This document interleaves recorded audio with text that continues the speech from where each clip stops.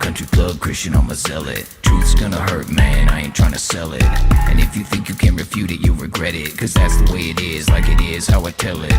Ain't a country club Christian, I'm a zealot. Truth's gonna hurt, man, I ain't tryna sell it. And if you think you can refute it, you'll regret it. Cause that's the way it is, like it is how I tell it. Okay, firstly, I gotta address apologetics. It doesn't make sense, I'm not sorry, I don't get it. The fact that he was crucified means that we're all indebted. We should demand to have a culture that doesn't soon forget it. Every knee shall bow, every tongue shall confess it. Christ is king, listen up, get the message. The time is short, the deception is impressive. The church itself is corrupted and wretched. They preach about grace, no righteousness expected. God gaze at the Pope because their sin is accepted. The devil calls, they don't even try to reject it. They're employed by Satan, they are tax exempted.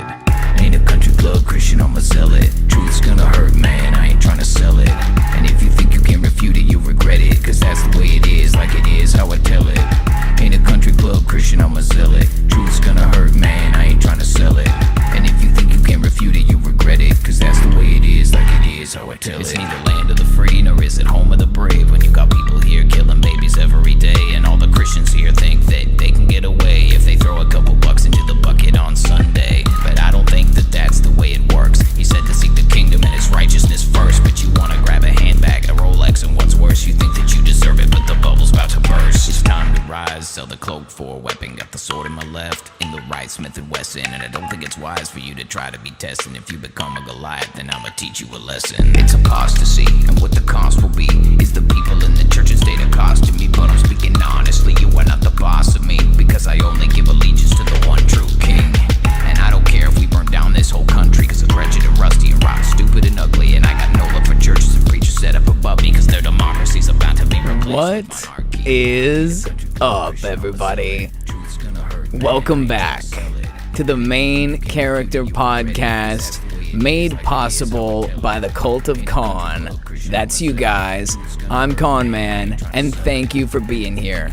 Tonight's episode is also powered by the brand new Christian Dominion movement, because the truth should not just be declared, it should be imposed. Heathens, you've had your chance at the levers of power. Now it's time to move over and let some Christians run the show, eh? Your democracy's about to be replaced with monarchy. Hey, what is up, everybody? Thank you all so much for being here tonight. Oh, looks like we got more music I did not intend to play. All right. Okay. What just happened? Oh, okay. Whatever, we're good. What is up, everybody? Welcome back to the Main Character Podcast. It is Wednesday, hump day, trash day. Before we get going, I just want to give a special congratulations to my good buddy Half-Truths and to Samantha Fox tonight. Well, tonight I'm congratulating you, but this weekend they are tying the knot. Congratulations, you guys. Obviously, I'll be there to celebrate with you all for the ceremony as well. Awesome. Congratulations, guys. God bless you. It's just nice to see people getting married still in this day and age. It seems like things are so far gone that all the traditions are lost. So it's good to see people getting back to brass tacks and doing it the old-fashioned way. Amen. Happy to see it. Guys, it's so good to see you. Welcome back, of course, to the Main Character Podcast. As you guys know, Destination Kingdom is on the radar, and of course that gives you all the opportunity to fire off your honk, your awooga in the chat, and we'll pop in and say hi to all you guys. It's always great to see you. I know that some of you guys are early birds. I've seen you guys chatting in this like days in advance. I think if I put the thumbnail out for next week's episode tonight, you guys would be over there chatting tonight. I don't want to scroll all the way back, although I don't know if I can even get to the top. See? Too long. I see, I don't know. But Wendy does say, crush the like button like it's the serpent's head. I love that. I wonder if I can hit the like button on my own video. Let's go. I'm going to start right down here where the honks start at. We'll get down here. And I don't know where to start. We got everybody. I see Val right here. What's up, brother? Good to see you, Val. What is this? My husband and I want to send you an In-N-Out gift card, Connor, so you can get the best burger order this time. That would be amazing. you know, I could go over there. Just the wait time is so long. I might be better off driving to Kaiser and getting it over there now. At least this way, most of the northern crowd have moved over to this northern location, so maybe I could snake down there to Salem or something on a road trip. Maybe take Bamalam for a little spin. She's still got some stuff I'm working on, so we'll find out. But guys, it's so great to see you. Obviously, I saw Wendy first. I just want to say special salute to Wendy. She is the captain of the Big Blimpin' Party Bus. Party Blimp. I always call it the bus. It is a bus, too. The bus is not Big Blimpin'. The blimp is Big Blimpin'. The airship, right? I see Hokma. Hokma, my friend. I can't help but do it. You get a little bit of that attorney at law coming in whenever I do that. Guys, it is so good to see you. See, Hulkma's got an awesome awooga right here under Val. I don't know where to start. Samantha Fox, soon to be married. Congratulations. Black Sheep. I'm bringing a child into this world as we speak. Congrats. Oh my goodness. Are they coming into the world hearing the Kool-Aid cult leader right off the bat? I wonder what that would set them up for in their future. At least they'll awaken. The first thing they hear is unmitigated truth. Maybe that's the good place to start. I think the Bible says something about, raise your kids to walk in the way and they'll grow up and do it. I'm sure that's like the butchered paraphrase version of it, but you know what I'm talking about. It all starts with the youth. The youth are the future of the nation. Rusty Shackelford, just no cult leader glasses. Good to see you, Rusty. It's also good to see you as well, Pearl. I already said hi to you, Sammy, but hi again. We got Bruce Jesse as well. Cage Fighter, welcome in. Waiting for the King of Kings. I, too, am waiting for the King of Kings. Jesus, come. Let any day be the day. Even, I don't care if it's the first coming, the second coming, the third coming. I don't care what number it is. Lord, get here. It's looking crazy out there. In fact, I'll come back to you guys. Let's just take a quick moment to absorb this thumbnail, right? Check it out. Destination Kingdom, Kingdom or Bust. As you can see, we have the UFO, the Christian Dominion movement. This is effectively kind of a paraphrase to the New Jerusalem, as it descends from the heavens. We are, of course, the Kool-Aid crazy cult in the party bus looking to get abducted by the kingdom. Jesus, abduct me now. Oh, that's so funny. Imagine that as a concept. Like, if you had people tuning into your movement, it's a Christian fellowship movement, and then they see you like talking about Jesus, abduct me now. There's like a UFO on a t-shirt. That's so unhinged, but it's perfect. Good to see you, Mad Pax, my friend. Welcome in. We also have, oh great, it's Amy. Welcome in, honk honk. Don't think we forgot how to honk around here. Sometimes it takes a second. It's a little slow on the draw. Hey, there we go. Awesome. We've got Wendy. I already saw you, Wendy, but good to see you. We also have Pam Crane. Welcome in, Pam. I see two geese right here. This is the other way to honk honk over here. We've got a wooga. We got the bus horn, all that good stuff. Ah, dude, my wife's 3 months in. What? That's crazy. You're getting close. I thought you meant you were like delivering the child tonight. I was like, whoa. What a thing to do. Your wife's like trying to give birth and there's like some unhinged guy yelling on your phone in the room. Push! Push! I'm sorry. It's good to see you, Jamie. I will reach out to you guys on Instagram and let you know where to send that. Although, since we're talking about this, apparently I don't have to give my address out because weird stuff shows up at my house from random people with no label on it saying what it is. I'm expecting a white powder envelope. I'm not trying to make light of things, but with the direction that everything seems to be going right now, I'm not too easy. I'm not too chill. Like, look, I know I'm low impact. That's why I like that this is the best kept secret on the internet, because right now I don't have a lot of enemies. Echo Chamber is good. Surrounded by all my friends. Don't tell anyone what we're doing over here. I don't want anybody to mail me some, like I said, unknown white powder. I'd rather avoid that. What's up, Marcus? Welcome in, my friend. I think we're getting just about caught up with everybody, right? Cody, my friend, We're going to drop one of these real quick. Let's go. We've got Joyful One and Adrienne popping in. Let's go. And I saw that one coming. Like went too long. And that was it. Boom! Just shot out of command. All right, here we go. We're going to try again. I called door gunner. We did mention that there was a door gun on the blimp. It shoots packets of Kool-Aid, high-velocity Kool-Aid suppositories. Okay. That might have been a little out of line. What is up, Mama Khan? It's good to see you. So good to have you here. Amelia, my friend, welcome in. I think we're nearly there. We have spirit over system. Oh my goodness, my friend from Georgia was trying to pull me out of being in a bubble believing in this crazy last season theory. You're so unhinged. How could Jesus speak the truth? He said he was going to come back in the lifespan, the lifetimes, those who he was speaking to would not taste death before he was returning. Oh no, he meant us thousands of years later. That's he was sitting there talking to them like I'm talking to you now, but I'm actually talking to people 2,000 years from now.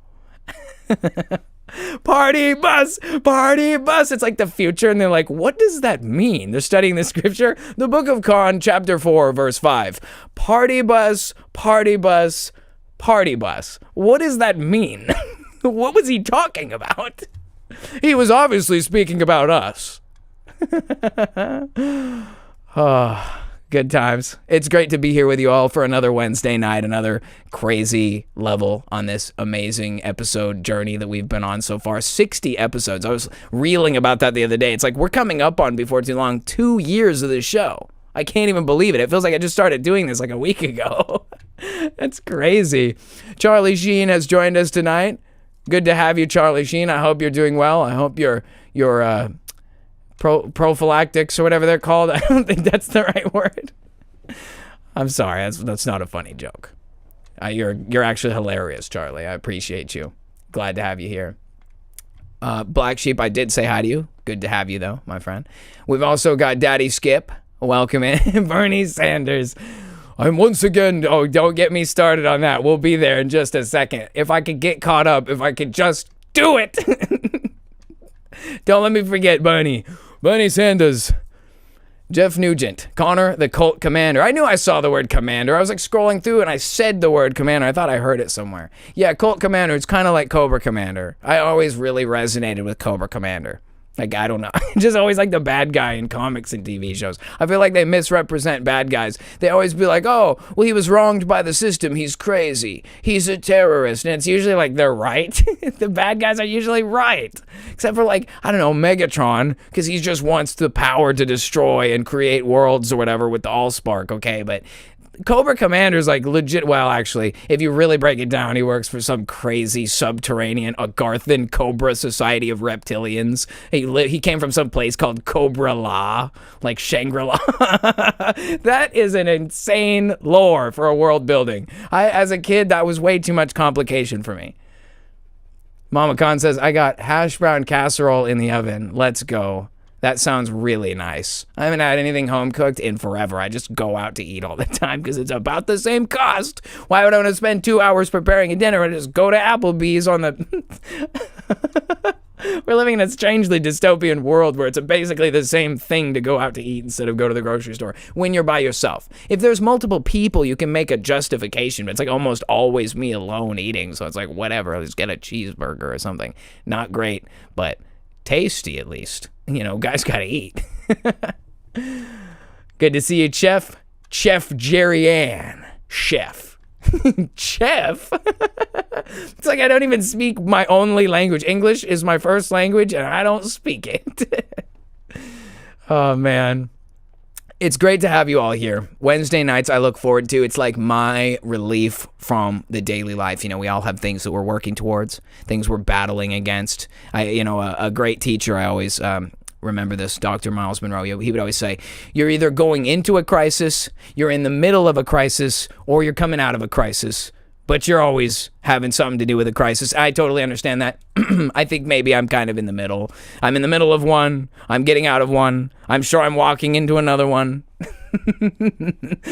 But that's good, right? Because it reminds us how much we need God to walk with us through all of these things. You know, on this channel, we always say you cannot have the truth without the way, the truth, and the life, and that is Christ Jesus, and he is here to guide us to be the author and perfecter and finisher of our faith. So if we just keep our eyes on him, we will continue to charge forward with the amount of energy that we hopefully can muster to keep doing it.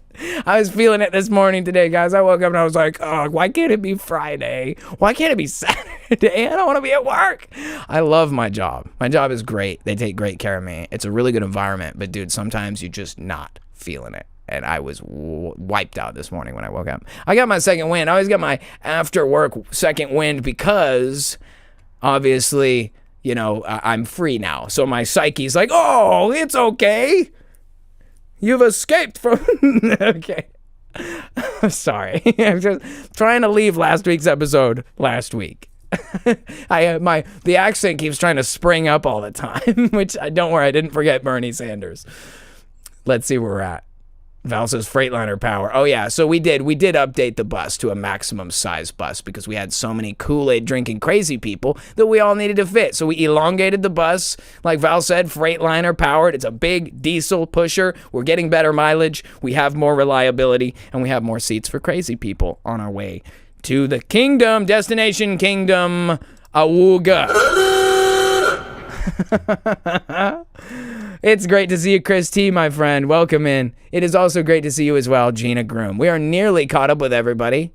I think we're there. If I forgot you, I apologize, guys. It's so good to see all of you. Thank you all for being here for another episode of the Main Character Podcast, made possible by the Cult of Con. That's you guys. I'm Con Man. We also have Tiffany, Reese, M. I don't think I've seen you before. Welcome in. It's always good to see new people popping into the chat. I know this is kind of a wild kind of a tangent of a show. I go off on all kinds of different things. There's really nothing professional about it, and I like it like that. I'm keeping it like that.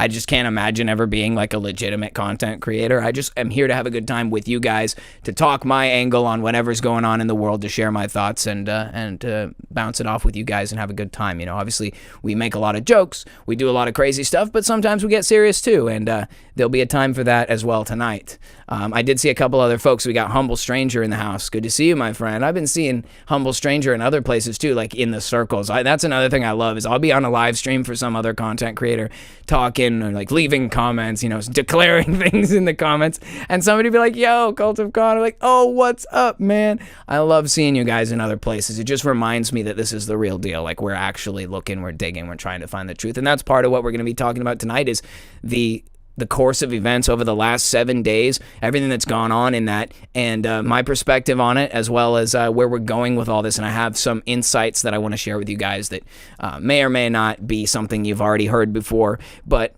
just my opinion on some of the crazy stuff that's been taking place, and we'll talk about that for sure. We got Pepe Sylvia. Good to see you, my friend. We also have Eyes for Truth. Aaron, good to see you, my friend. It's so good to have you. And I think if I'm not mistaken, we should be all caught up. We got Still Prill from Conspiracy to Christ. We also have Robert Christopher. And I think, without any further ado, I think I got you all. So with all that being said, let's look over here at the first stop on the party bus journey, which is first to stop and give a special thanks to all of our supporters over on patreon.com/thecultofcon. As you guys know, this is the best way that you can choose to support the channel if you at all want to become a financial contributor to what we're doing here, helping it to grow the channel, to buy food, to, you know, whatever, fitness equipment, who knows? It's the development of the cult of Con, and everything going on here, which includes also the Christian Dominion movement, which we'll talk about momentarily. But with all that being said, I want to take a moment just to drift over there to patreon.com/thecultofcon and let you know this is the destination for Prime support. If you are uncomfortable with Patreon, or you don't want to get onto some kind of a recurring thing, and you just maybe want to send one-time donation anonymously as well as an option, hit us up over on PayPal. That's at thecultofcon@gmail.com if you have any interest in donating to the channel. But with that being said, guys, obviously, I wanted to make the joke. I'll make the joke. I'm once again asking for your financial support. Please consider supporting us on patreon.com/thecultofcon. Thank you for being here. Okay. All right. So what was I going to say? It was something important. I took some notes to get the important stuff out of the way. Last 7 days have been crazy. We're going to talk about that. And I do also have a message for like the future. I feel like there's always a silver lining, a light at the end of the tunnel, a Jesus UFO waiting at the end of the street. There's always something to look forward to, okay? And it's going to be all right. So it's going to be good, and I'm happy, and we'll talk about all that, dude. That's what Destination Kingdom is truly about, and we'll touch base on it again, but just a reminder that our lives, our purpose in the world is not about the time we spend here, although we will accomplish things in step with what the Lord wants us to do if we're willing and faithful. But our true eternal purpose is unity with God, new heaven, new earth, destination kingdom. That is the greatest promise. That's the ultimate promise, that through Christ Jesus and his perfect sacrifice, that everlasting life can be given to anyone in the world who chooses to accept that beautiful gift. And so we consider Christ the ultimate awesome King of Kings, Lord of Lords. He is alive today. He is King today. And that's where we're all going in the end. So life, as complicated as it is, as difficult as it is, as fleeting as it is, we have to remember where we're really going when we get there. And that is destination kingdom. All right. So with that being said, I just want to take a moment to say, like, this whole thing, this whole last week has been, I think, a sort of like a roaring, like like the crowd pushing against the fence, shaking the foundations of what is acceptable, you know. And what I mean by this is that I've been in conspiracy game for a long time. Maybe not as long as the next guy. Maybe not as long as some people here tonight. But I've been sniffing around for a while, right? I've been looking at different various theories and ideas for so long now that I've started to develop this mentality that I hope we could all have, which is that it's all fun and games, right? Because no matter how serious we are about trying to dig in and find out what's really going on and being all serious, we can't actually individually do anything. And I'm not saying that to blackpill you or to make you feel useless. It's just that we have to take stock and understand that our field of influence is not big enough to take on world-altering challenges by ourselves. And if it's the will of the Lord to have you make an impact, he will certainly use you for that purpose. We should never give in to the idea of fear, anxiety, stress, anger, whatever, over the events taking place in the world around us, because we have no real control over them, whether they're real or fake. And of course, I am saying this to you tonight because over the course of the last week, I got really upset about everything that was going on. I mean, look, I'm just a person like the rest of you. Whether you think that I'm a shill or not, I don't know what to tell you. I don't have a shill budget. I'm hoping that maybe I'll get on that new shill platinum spending card and allow me to cover some expenses, maybe. But listen, I just feel like we all had an opportunity to handle this better. And look, I'm not speaking for the people who handled it properly, but I myself, and I know I can speak for other people, kind of got mad, upset, and kind of lost it. I lost my cool. And I kind of got mad because I was trying to figure out how to articulate something, but I was upset. And the whole world was upset, and everyone was freaking out, and I didn't know how to say what I was trying to say. What I mean is that after many years of being a conspiracy theory researcher and a speculator on the internet, I've been from everywhere from, 9/11 to Q to last season of Satan and everything in between, man. I've been involved in so many research groups for so many different reasons and times and periods. And look, I don't think that there's a one size fits all. I don't think there's someone who has all the answers except for, Jesus. But we try our best to get to the bottom of it. And over the course of time, I've learned, first thing right away, and I know better, which is why I'm saying this.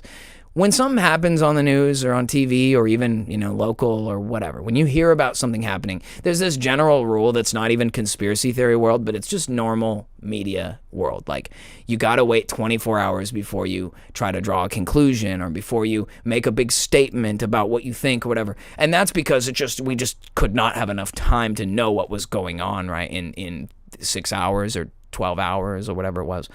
And, I tried to not talk about it that night. Obviously, we had different things to discuss, and it kind of threw a wrench in the plans that the world was teetering into chaos, and I tried to do my best to kind of stay on the path and kind of move forward so that we can address this stuff when the time was appropriate. Now, there's a lot of different people who had different perspectives and stuff that you guys have probably heard before. And obviously what I'm referring to is the tragic or whatever word you want to use to describe the horrific scene that played out with the assassination of Charlie Kirk last week, which has now been 7 days since that event took place. Now, again, I'm not here to speculate whether or not it's real or not. That's actually something we'll discuss a little bit tonight. But what I really want to say is just that it was a very visceral and emotional time for people, and we all have a responsibility to be grounded and level-headed when stuff like this happens. And I will say that I dropped the ball a little bit and got upset. That's irresponsible of me, but I'm apologizing now and taking responsibility for it.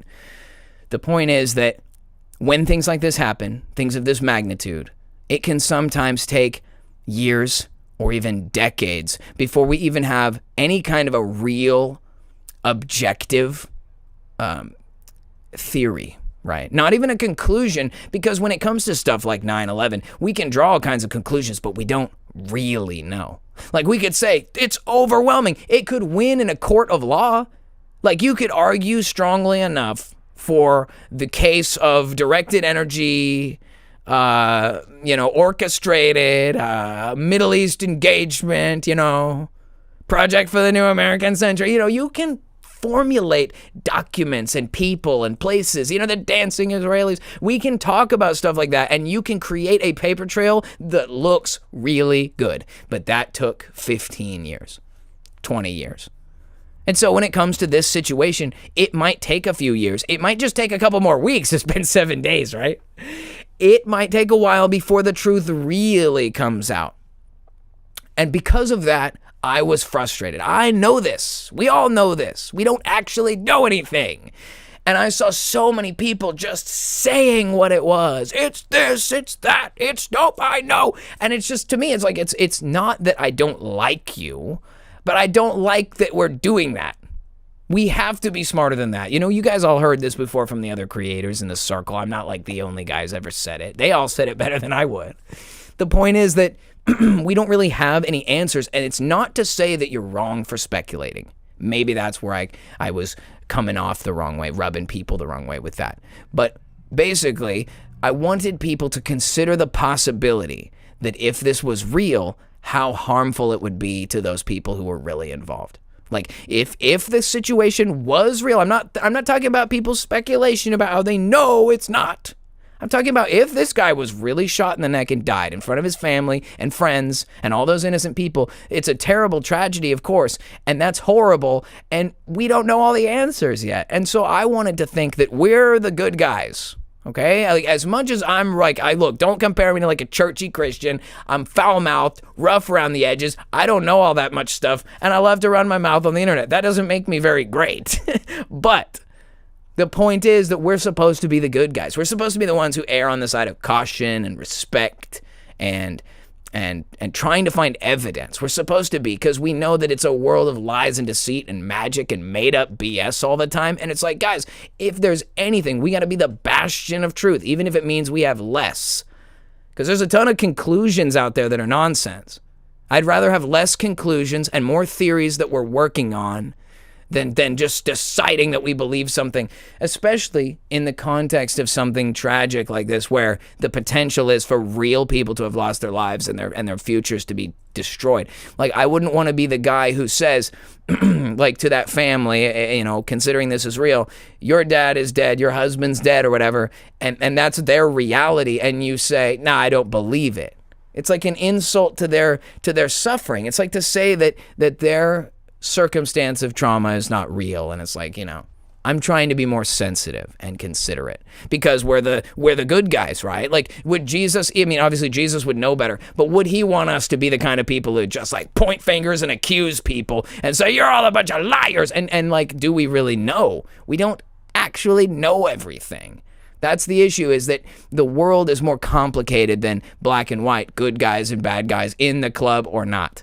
That's why there's levels to stuff. Like, Freemasonry has tiers of level, right? Like, you could be a 2nd degree Mason, and you're nowhere near a 33rd degree Mason. A 3rd degree Mason is like a plumber. You know what I mean? He's like, oh, he's a journeyman plumber, 2nd degree Mason, 5th degree Mason. But it's like, you're not like a satanic priest levitating in an underground temple at the 2nd degree of Freemasonry.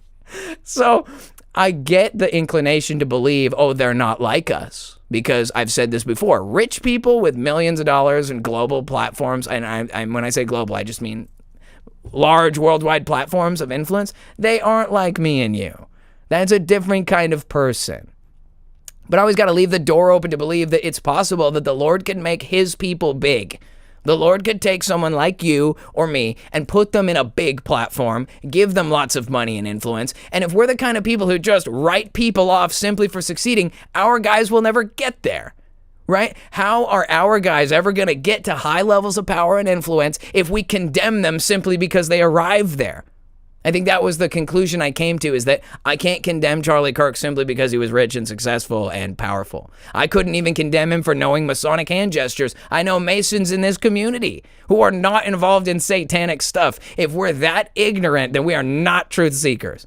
Oh, just every person who's a Mason is a satanic levitating priest. Like, come on, guys. It's not that easy. That's the challenge we face, is because it's not so simple. It's because it's complicated. Let us not go from being people who are programmed to believe every lie we're taught by the system. Let's not transform into someone who just believes nothing. That's another layer of programming. For every case, there's a center. There's a balance somewhere in the middle. And I think metaphorically, that's what the narrow way represents. Not just spiritually when we're following Jesus and doing the very, very narrow path of what it means to live the way he expects you to. But with any issue, you have polarization left and right. And the truth almost always lands somewhere in the middle when we can escape our bias that tells us we must lean red or blue. Those kinds of deceptions are what keep us from getting to the truth, because we keep trying to hold on to some team banner, some sort of a representation that we put our heart and soul into because we believed it represented us. Well, we're smarter than that now. We're not kids anymore. And that is exactly what I'm trying to get at about all this. When this situation popped out, we saw yet again another example of what I've seen countless times, time and time again. And I'm not dogging on you or anybody who asked questions, okay? I get it. We all respond to trauma and psyops differently. How do we know what's real anymore? I totally get it. You know what I mean? I'm more on the side of like, we don't know what's real, rather than I know it's fake. I don't know it's real, and I don't know it's fake. I just don't know what to believe anymore, and that's where we should all be, because we don't have an answer. Whether the security guard is signaling because he's telling another guy to switch out shifts, or he's telling the sniper to shoot, or is he working for Mossad? I don't know. But the point is, there's still an ongoing investigation, and things are starting to shape up, right? So there's two camps about the Charlie Kirk thing. We'll get into the two camps, but let's start with this. We are not kids anymore. And I've talked about this before. You guys, a lot of you are older than me. I'm 31 this year. I know we've got some people in their 20s, but we've got people that are 40, 50, 60, 70, right? You guys have been here for a while. You are not a kid. You own your own properties, drive trucks, and go to work and run power tools and make decisions for the welfare of your kids and your family and your future. You are not a child. You are not an idiot, okay? And I can't even begin to tell you how often, I'm sure you guys will make this observation, our government, our media, our education system, NASA, the Smithsonian, pick an organization. Every single one of them classifies you as an idiot, thinking that you don't deserve to know anything. How many times is it, it's classified. Oh, it's redacted. Oh, it's national security. Oh, it's this, that, and the other thing. Oh, we opted not to release the files while you were all in a frenzy over the guy being killed on TV because it's just, it wouldn't be to your benefit. It's like, I am so sick of these. I don't even have a word for it. I couldn't even use a profane word. Like I don't have a curse word that describes how much I despise these scumbags. The fact of the matter is, we are not kids, and our government and the media and all these organizations treat you literally like you're 10 years old. Well, why not? Because I said so. It's like, no, I am not going to be told by some shiftless, millionaire, detached idiot who does nothing. You don't even have a job. You just hang out and then go on vacation and write yourself a raise. So, again, we're not kids. And I am never, ever, ever, ever going to treat any of you people as kids. I'm sorry. This is an adult YouTube channel for adults. We are talking about adult topics here. You know, that's just the way it is. And we have a show, Sunday Service, that does not talk about adult things except for the maturity level of the understanding of the scriptures. But that's an appropriate show for kids. But the Main Character Podcast is a show for adults, talking about adult stuff with other adults who get it, who aren't kids. And so I will never treat you guys like kids. I will never act like you are too dumb to know, or you don't have the judgment or the discernment to decide for yourself what's true and what's right. I'm never going to treat you guys like kids. I'm not going to be like trying to discipline you guys like, oh, hey, well, that's not becoming of the community. That's not respectful. Like, if you act like a dumbass, you're just gone. You know what I mean? Like, I will hold you to a higher standard because I believe that you are a higher standard. You're not just some child. You're not some idiot. You people know better, and I will treat you as though you know better. I'm never going to be like, oh, I gave you a wrench on my channel. Oh, you weren't here for a few days. Oh, you didn't show up for the show. Delete your wrench without telling you, like, oh, punitive punishment. Or like if you join the Christian Dominion movement, it's open to all people, all believers. Welcome aboard. Oh, you weren't active enough in the Discord? Deleted. Like, petty. And I won't treat you like that. You're not children. You don't need to be treated like children. You're adults with lives and things you have to do and responsibilities. And if I treated you like that, I'd be no different than all of these systems that do this to you, that treat you like you're too dumb, you can't be responsible enough, I can't trust you to do anything. None of that, dude. I'll always tell you the truth, even if it sucks, even if it's offensive, even if you want to not like me for it. Well, that guy's just a shill. He just tells us to believe the mainstream media, which I've never said to do. But that's the point. I will always give it to you straight. Even if I'm wrong, I'll give it to you straight, and then we'll find out I was wrong, and we'll talk about it later. Like, I got angry. I said some things I shouldn't have said. I apologize. I was emotional. I was wrong. But now, looking back, I'm thinking that I was at least right on the principle that we should wait until more data comes out before we make any decisions. Now, if we look over here, I'm going to share with you guys a channel that you may have heard of before, but we'll just go over there and just pop over really quick. This is called Liberal Hive Mind. And this channel is essentially covering all of the revelations hour by hour, all the time. And this guy's been around forever, dude. This is a Republican politics guy. He used to be a left-wing guy, and he got sick of it and started exposing it. This is Liberal Hive Mind, where a channel solely focused on exposing the rampant hypocrisy of the left, or whatever, the abundant hypocrisy of the left is what he says. And listen, I'm not trying to tell you to get into political stuff. Like, I don't play red versus blue. But if you're interested in the narrative that the Charlie Kirk assassination was in some way conducted by left-wing extremists, is that the right terminology? If that's your primary focus for research, I would say Liberal Hive Mind's doing a good job of just covering the day-to-day stuff. Now, if you're interested in kind of the more revelatory investigations that are going on, again, a lot of people have been discussing this too, but I shared this channel, and let's go ahead and I'll give it to you. I'll give you guys this in the chat so you guys can get there. So this will be the Liberal Hive Mind. And then over here, this is a channel that, amazingly, he had like 4K subs. I'm not even kidding. He had 4.6 thousand subs. And then he put out this video, and now he has 30,000 subscribers. So I shared this. It says, asking questions killed Charlie Kirk, ? And I actually shared this as a post on my YouTube channel.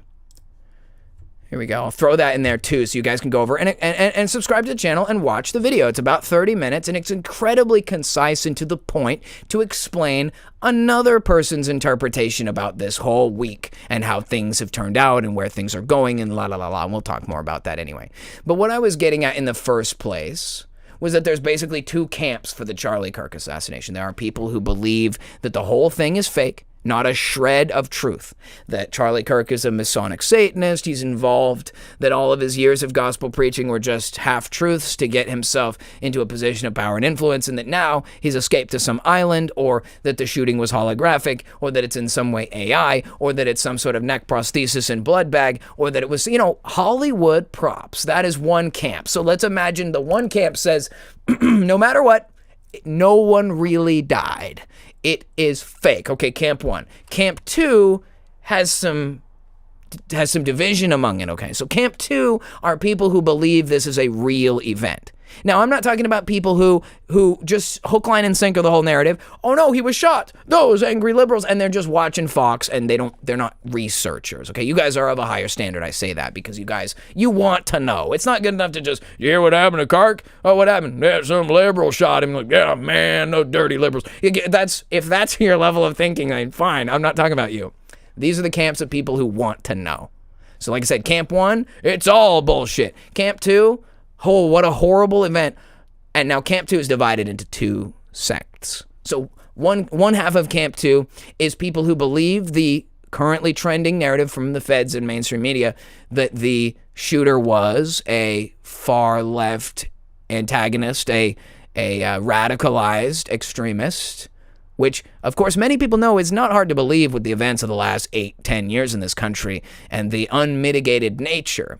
Growing up in Portland, I have brushed very close with some actual far-left extremists. In fact, I've even been accused of being one. That's a story for another time. But I, of course, was always a conservative. I was against these people, and there was actually one particular far-left extremist guy who, I'm not going to say his name, but he was big provocateur, really problematic, and he had targeted me. You know how these insane demon-possessed people, they lock on, and once they've locked on, they're not stopping, and this one locked on to me, and he was just out to get me, and I was actually worried about him because he was crazy. He was like a dangerous drug addict, narcissist weirdo from Portland, and I was like, this guy is going to hurt me or get people to hurt me, and I was worried about it.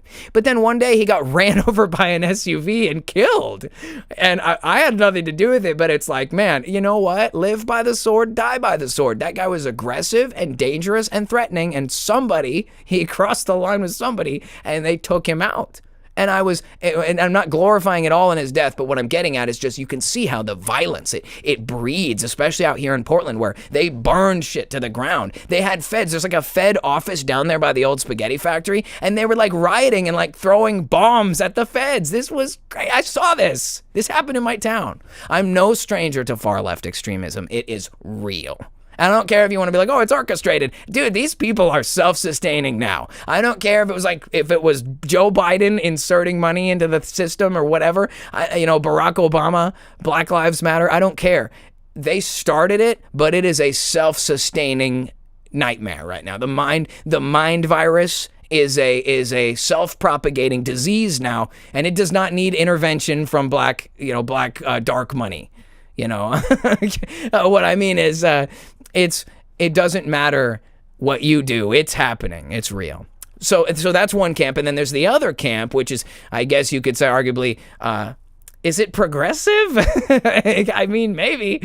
But there's essentially a group of people that believe that Charlie Kirk, due to the size of his influence and platform, that he began to ask the wrong questions regarding the nation state of Israel, and that his influence may have been seen as a threat to the media continuity regarding the conflict in Gaza area. And so some people believe that it was the goal and action of this nation who orchestrated his death, untimely death, violent death. And so that's what we have right now, right? The 3 camps. Now, I can tell you right now, I'm not in a camp because I don't have enough information. This is kind of what I was playing off of the first day, but didn't do so well at, is if you've assigned yourself a tent, I feel like we're not doing our job right, because we don't have enough information for any of the camps to really assign ourselves a membership there. That's just my opinion. You could say, no, I know it. I saw the F disappear on his shirt. Okay. I'm not here to argue with you. I'm just here to say that I think that something is happening here that needs to be observed. Okay. Camp 1 are people who believe it's all fake no matter what. And I have not yet been presented with a legitimate reason for why they would do it that I accept as good enough. Okay, and that's not to say there isn't one. I just haven't heard anybody tell me why would they fake his death to what end? To cause greater division? The division is here, man. I don't think that anyone needs to go any farther to cause the divisions. Like I said, they were burning down buildings and attacking feds with bombs, fire bombs, Molotovs. There's this famous video of a guy, he tries to throw a Molotov down here in Portland. He tries to throw a Molotov at the cops and he drops it and sets his own pants on fire and does like a little Irish jig as he's trying to get away. It's like a famous meme. That happened out here, I believe. And so the point is that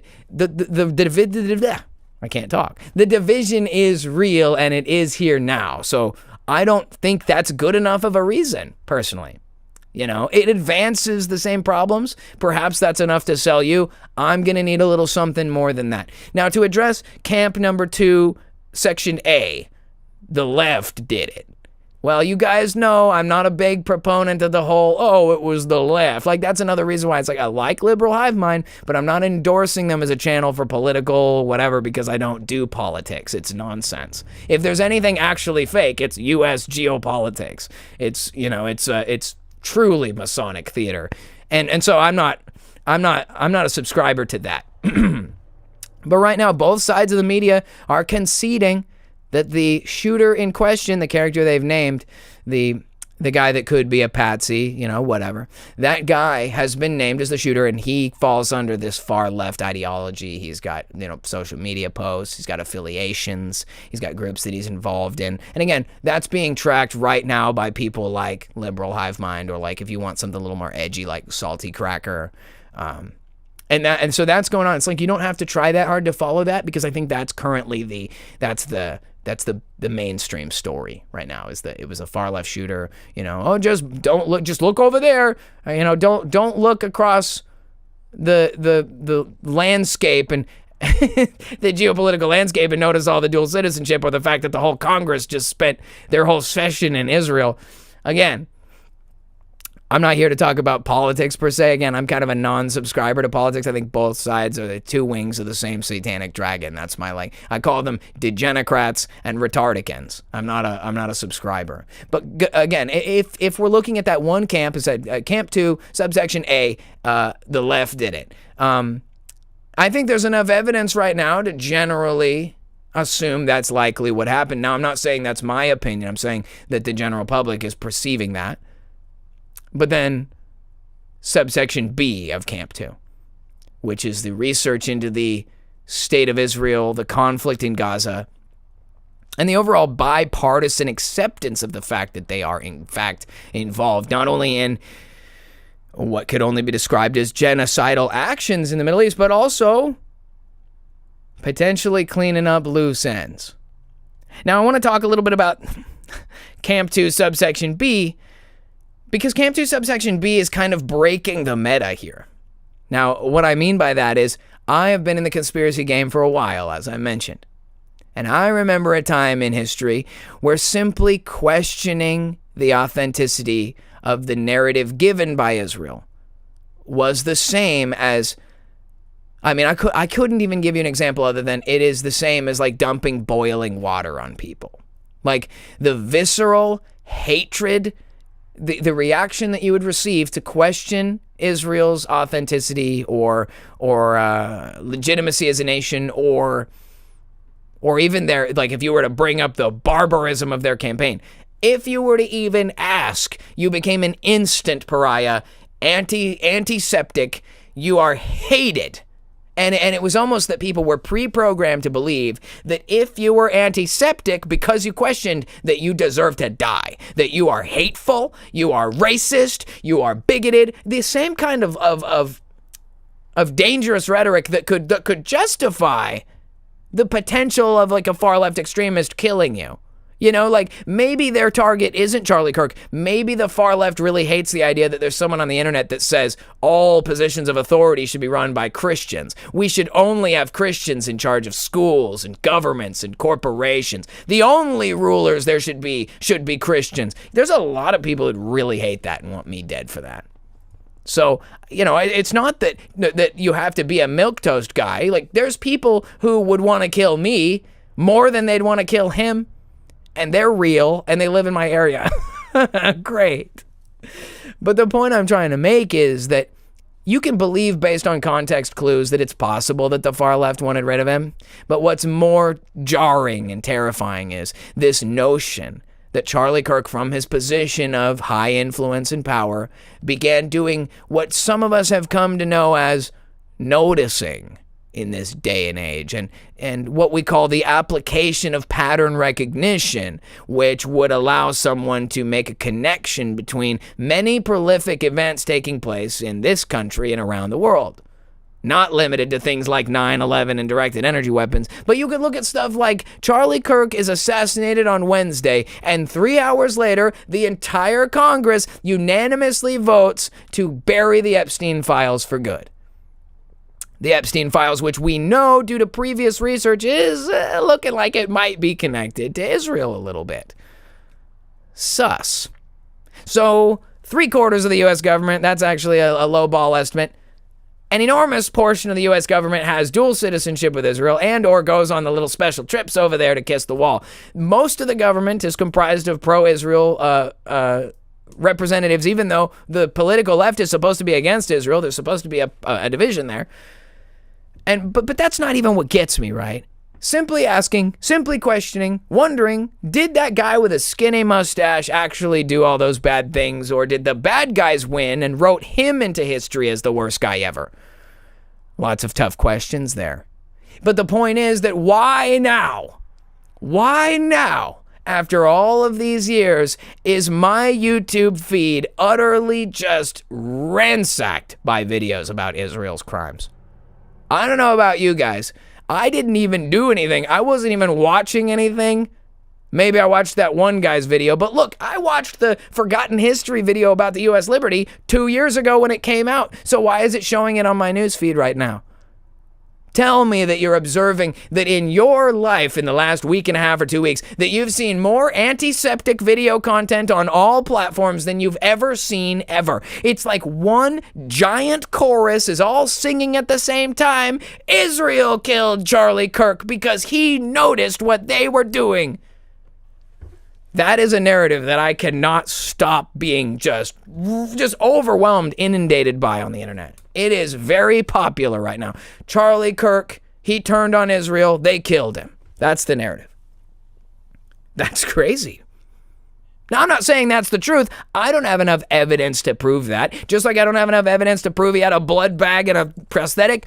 And it's just like I don't have enough evidence to prove that some, transgender maniac killed him. I don't know. Okay? But it is crazy, dude. And then, so here's my theory, right? I'm going to spitball a theory. Why now are they letting the anti-Israel narrative gain so much momentum? Because we know there's been people talking about Israel being bad since 1945. General Patton was like, we fought the wrong enemy. You know what I mean? This is not new. In the 1960s, they started pushing all of that Holocaust propaganda because they were trying to cover up for the fact that they lied about everything. So, and I'm probably not allowed to say that. Like, these are the small things you say that get you banned. But the point is that the truth doesn't necessarily coincide with what they tell us. So you have to do a little digging. You have to push the barrier of what's acceptable. But then I come up here last week, I'm dressed in a Jewish costume, I'm blaming space lasers, I'm saying Jews did 9/11, and I didn't get the slightest scuff. No copyright thing, nothing. It was one of my most viewed videos in the last month, 2 months, probably all time. When you talk about when it came out to today, it was the shortest duration, one of the most viewed videos. Because I was dressed in a Jew costume and doing antiseptic jokes? Something's not right, man. Maybe I'm wrong. Maybe I'm mistaken. But something seems off here. And then let's just talk about the potential. Okay, let's just imagine that there's something that we have no control over, or maybe it's just so overwhelming that they don't have control over it. They, the royal they. So let's just pretend this is taking place. It's out of our hands. We don't know what's going on. We're just trying to get to the bottom of it, okay? Charlie Kirk, he's a conservative political activist, right? I've been involved in conservative politics for the last 15 or so years. I watched Charlie Kirk begin his political career. I followed him for decades. Well, a decade. Over a decade is what I mean. 10 plus years. He started when he was like 18. We're the same age. So I was watching him the whole time. And again, I used to be a big MAGA conservative guy, Q-tard, whatever, dude. So I know Charlie Kirk pretty well from like having watched him for a long time. Doesn't mean I know him personally, but like I've seen what he repeatedly says all the time. Like he has talking points. He has things that I genuinely believe he believes in, even if he is a Mason or whatever. You know, it's like you're still a human. Like you might be like satanic and involved in some stuff, but you still prefer a car with silver paint instead of white paint. You know what I mean? So for this guy to have generally conservative worldview, you could still be evil and think that there should be like white fences around nice houses. You know what I'm saying? Like people just really have a hard time understanding that there's a sliding scale of people's involvement. It's compartmentalized. You only know what you need to know, so on and so forth. It's easier that way than expecting everyone to just magically keep the secret. You'd be having to snuff somebody every 5 minutes because somebody would be like, they did me wrong, I'm going to rat out the deep state, and then they'd have to kill you, and then have to cover you up. Come on, dude. There's a layer of control that they're under as well. That's why it's so sadistic, right? Jesus, the King of Kings, he has all authority given to him, but he wants to set you free from sin. He wants to release you from temptation and from prison and chain and jail bars and stuff. And Satan wants to put you in. He wants to get you compromised. He wants to like get you to sign weird blood rites and do all these rituals and do all this evil stuff so that then he's got you and you can never escape. And it's like clearly two kingdoms operating here. When I say destination kingdom, I hope you're talking about the Lord's kingdom, because there are certainly people who are destination kingdom, lake of fire ready. Let's go. Oh, man. And it's wild, dude. The point I'm trying to make is that Charlie Kirk has built over the course of that career, that 12 years or so that he was working, 13 years, I guess, that he was working on this, he built a field of influence that was for primarily young conservative males and some females, but primarily young conservative men, which represents a large portion of the country's total population. The young white men are that generation's majority population group. So he had an incredible amount of influence over young white men who will one day be the rulers of this land if we're all, if the world doesn't end. But, people younger than me who will take over probably, I'm not going to have any say in anything. I mean, who knows? But so these young men will be the future of this country. And right now, there's a giant division in this country. People that are of a far left social delineation, all the other people, right? It doesn't represent everybody, but like the majority of young black people, the majority of young women, the majority of these other groups that aren't young white men are left-leaning politically. The political dichotomy in the United States picks and chooses certain ideas, certain beliefs to ascribe to each party, and they've done this hundreds of years ago, so people found their own way to the party they liked or the party they were programmed to fall into. The point is that the political far left in this country was taught heathen, dark, paganistic, non-Christian worldview. It's an ideology of selfishness and of carnality, and so far left ideology suits worldly people. Far right ideology is supposed to be more like kind of churchy and traditional and grounded nationalist and so on and so forth. And so what happens is people kind of get divided that way. Well, natural selection in this regard gave Zionism to the right, because the political right was the conservative Christian type group, and that's the group who would be taught through the church to believe that the Bible tells you to support Israel no matter what. That was an evangelical teaching taught through the church organizations to the political right wing. Now, at the same time as the Zionist agenda was being programmed into the minds and hearts of that generation of conservative Christian Americans, at the same time for the last 30 to 50 years, from Martin Luther King to feminist movement, women's suffrage, to the second wave feminism, to, Karens and LGBTQ and BLM and all of these kind of degenerate social movements, they're all coming from the same Marxist, communist, social degeneration agenda that is coincided with a godless, criminal underbelly of society. So for all these rejects and booger eaters and stuff, they all flow into the political left because that's where there's a home for them. That's not racist and bigoted and hateful, even though it's the worst of them all. They kill their own kids, and they're over here trying to tell you about life and whatnot, about how you should care about their plight, when it's like, you guys are mass murderers. No one cares about your plight. In fact, well, I have something to say. I'll talk about that another time. But the point is that this dichotomy exists, and what happened is the pro-Israel side was conservatives, and the against Israel side has to be, if they're pro-Israel, you have to be against it because they're Christians and you're heathens. Okay, it all makes sense. So the left is this radical, loud, violent group of people who are assertive in what they believe, even though they're mostly wrong factually about everything. And they're this like radical group, horribly divided against the generation of people who have all the answers to their problems. The reason why your civilization sucks is because criminals have ruined the economy. Criminals have changed the social order. They've ruined the social contract. There's all these criminals loose on the streets, bad judgment at the behest of people who aren't even lawyers, who for some reason are a judge in a town. None of that would have happened under a Christian moral standard. They would have expected you to reach the same level of education as anyone else because we don't play favorites. It's not DE&I hiring. It's all merit-based because that's what actual fact-based assessments are. Anyway, the long story short is that there's a division in this country, and the old people, no offense, are not going to be around anymore.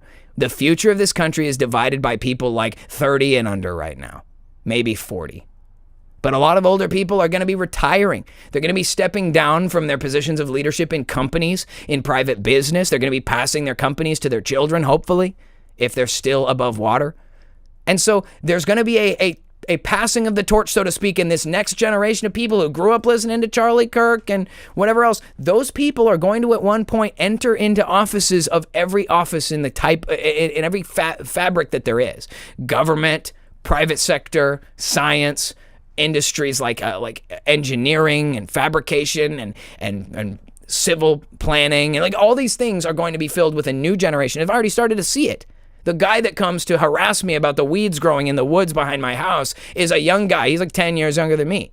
And he's been assigned to threaten me with papers telling me that if I don't get rid of the weeds, again, I've only gotten rid of them every year for the last 15 years. Oh, don't worry, we'll get rid of them. You know what I mean? It's like, whatever, dude. The point is these young people are going to come into authority. And right now they've got the country good and divided. So long as left-wing and right-wing people are at each other's throats, they're not paying attention to the real problem in this country, which is not someone's little crappy ideology in their trailer house or somebody's, religion at some club, some country club in Texas that only they go to. The church in Texas that everyone goes to, no one else goes to it unless they're Christians. It's an echo chamber. Echo chamber on the left, echo chamber on the right, and the system maintains its authority over people because nobody realizes they're being puppeted while they're fighting each other. So what is the real risk here? The real risk, it goes beyond what people think. It's not just exposing, he didn't play by the rules, so we killed him. It's far worse than that. The conservatives are the only people who, on the baseline of their moral comprehension, would be willing to accept they were wrong. Tell the far left they're wrong, and they'll find a reason to make up an excuse. They got data showing that their shooter is a trans activist and a far leftist, and they say, he had Republican parents. Looks like you got shot by your own conservatives. Like, it's cope. They will never accept the truth. The only group of this new generation who has the God-given humility to accept that they're wrong are conservatives.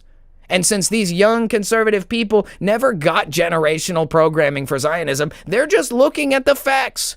The data is all over the internet showing blood being spilled all over the Middle East, starvation. When you see pictures of people dying of malnutrition, you know there's evil taking place because there is more food on earth than they know what to do with, which means someone is intentionally preventing those people from eating. Evil. Civilians being starved to death is inexcusable.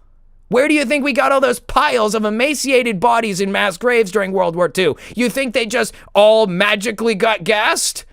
No, millions of people starved to death. That's what happens in war. And if one side is oppressing the other side and preventing them from getting food, they're monsters. You're supposed to kill combatants, not children. Find me any evidence. There's endless evidence. Endless evidence. The point I'm trying to make is that Charlie Kirk represented a movement of young men who were smart enough to be presented with facts and to receive it. And that's what made him dangerous. For the longest time, he towed the line. America first, Trump, the magic ultimate MAGA Zionist. Everyone loves him. No question. Just do what he says, right? That was the Charlie Kirk narrative for a long, long time. But as evidenced by this video from outside the Overton, which I've shared with you guys, I'll drop the link one more time in case anyone's just now popping in and wants to have it, in case you want to check it out. Let me throw that back into the chat for you guys. But the point I'm trying to make is that these guys, this would be the worst thing in the world for this actual evil group of individuals who are not representative of all Jewish people, by the way. I feel like it's worth making that distinction again and again. There are many, many, many good Jewish people in the synagogues in this world, around this country and all around the world, who are not Talmudic, they are not Kabbalic, they are not satanic, and they don't hate you. So these villains love to shield themselves with victims. They do it all the time. They build their bases under hospitals. They disguise themselves as religious groups and as chosen people of God. It's a satanic criminal organization. But by no means do all Jewish people have any say in this or any endorsement in this whatsoever. So it's not at all what I'm doing. The distinction must be made between anti-Zionism and anti-Semitism. Anti-Semitism is against people. Anti-Zionism is against ideas. Ideas that are evil.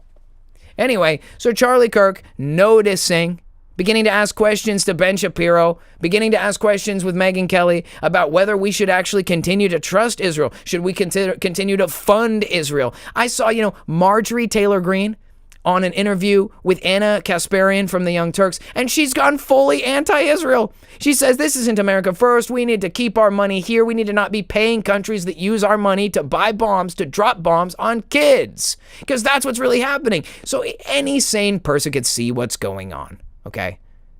The rationale here is that Charlie Kirk potentially could have awoken the mass of young white conservative men to the truth, and then the entire support network for the Zionist agenda is now gone generationally. As soon as the older conservatives move out of the way, the boomers, no offense, it's just generational. But when the boomers retire and are no longer holding positions of authority, these young guys who know what's really going on are going to be in power, and you will never get funding for your evil, degenerate agenda. You'll never be able to get people to support your genocide if people know that's what you're doing, especially Christian people who say, look, we want people to live life, liberty, the pursuit of happiness. We just last week talked about life, the value of life on Sunday service. Christians know that life is special, important, and valuable, and we don't want to see it snuffed out for any good reason. There is no reason. Unless you're protecting other lives, I suppose, but it's complicated, case by case. The point is that there should never be children starving to death in this world. And we as Christians, as believers, have a responsibility to mitigate that, not fund it with our taxpayer dollars. Again, I don't know what's really true.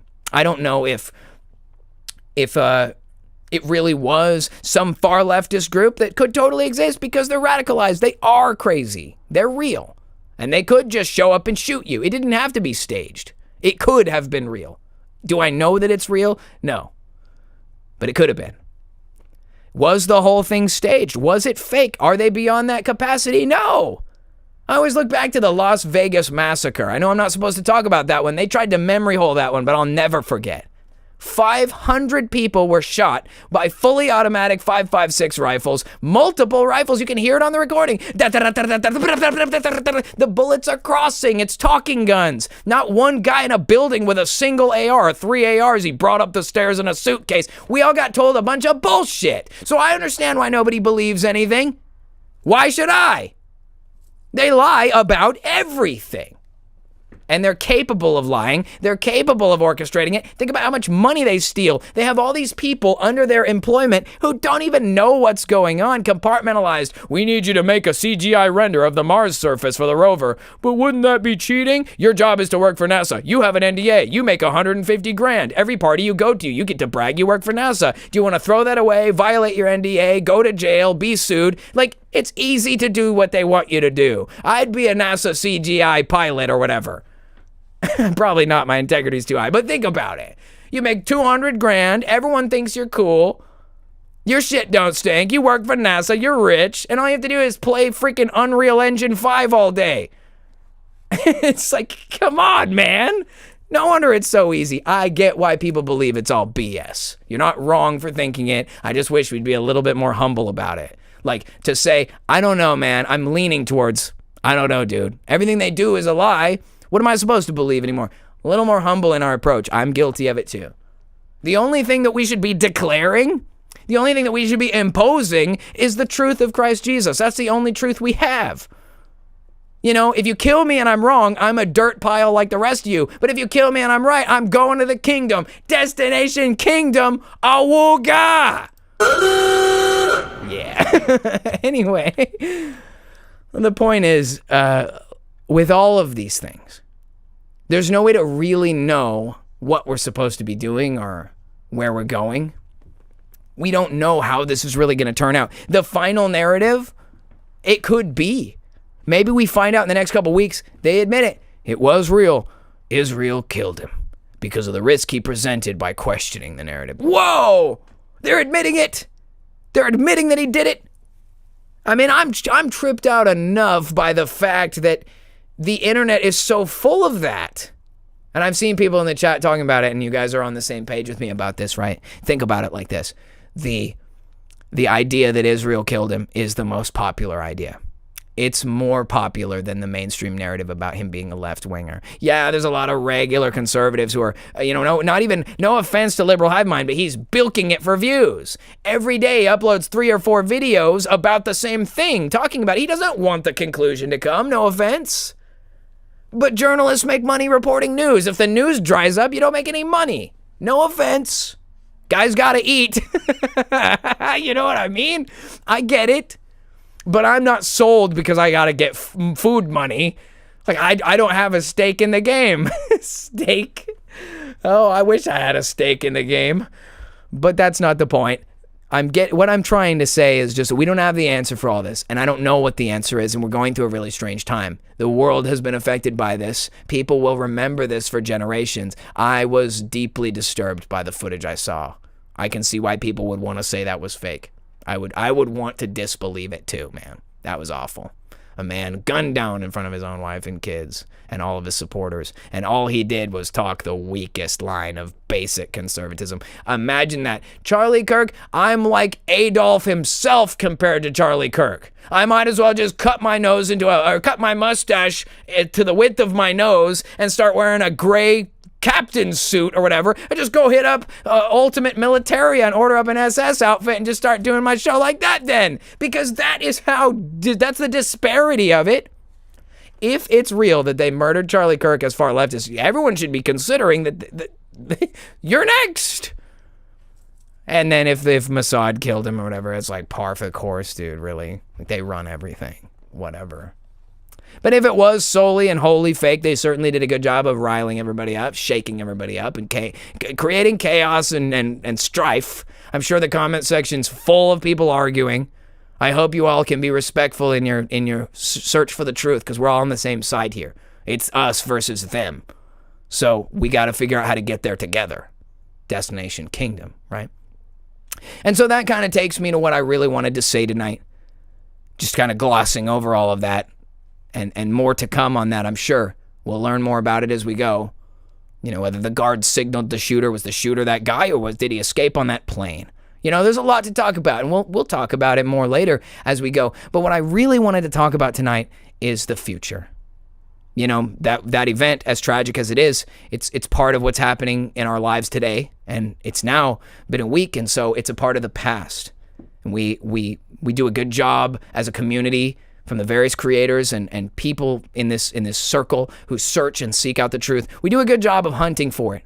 We scour the past and we study what happens every day, but we also need to look to the future. We need to consider what is to come, not just in our own lives, but in the lives of people around us. And I think that one of the ways that we can avoid doing what I did, which is get emotionally invested and upset by the whole situation, we have to remember who we are. You know, when I talk about Christian Dominion movement, I was pretty much sold from the very beginning that the world would be a better place if it was run by believers. There's not a lot of people who would agree with that on the surface. They'd find ways to blame somebody for not being a good Christian. They look at examples of people who really weren't saved, who pretended to be saved and harmed people. They'd say, well, we can't have that going on. It's like, I'm not interested in semantics. The truth is the truth. And it should not just be declared, it should be imposed. Does that sound bad? Maybe. But we've had our chance. We've played patty cake with everybody. We've allowed all these heathens and various Eastern religious figures and all these other people to come around and introduce their standard of morality. And what it's led to is some horrible realities. Like, I don't know if you guys know this, but they've done a tally, all written historical records dating back 5,000 years, the total number of people who have died from war. The total number of people dying in battle in warfare. Every soldier, every guy on a ship that sank, everybody. The souls, they call them. All the lost souls over all of the last 7,000 years of recorded history, okay? The amount of children aborted in the last 100 years is more than that, by far. So it took 7,000 years, and in the last 100 years, they've surpassed that. That should tell you everything you need to know about what's going on here. It is a time of incredible evil and incredible darkness in the world. When you're living in a world where that's the reality, evil that dark, that pervasive, it's hard to know what you're doing, right? I find myself asking, what's the point of all this? What's the point of living here, going to work, barely being able to afford food? And I know I'm certainly not the worst. I do pretty well. I work hard. But there's a lot of people who've given up. And for good reason, because it ain't easy. It's tough out here right now. And what's happening is we're missing the opportunity. I started off with the idea that the Christian Dominion movement would be a way for believers to come together and have a label, a faction, a flag, a banner that represented them. Because, you can donate to whatever ministry, or you could donate to whatever political party, or you can get sticker for whatever Turning Point USA and smack it on your binder, smack it on your truck window. But Turning Point USA is a conservative organization. The Republican Party is a wing of a satanic bird. The church teaches you that you must worship Zionists as God's chosen people. So where is our representation? Where is the sane, normal person who every single time more bad news comes out on the news says, why is this still happening?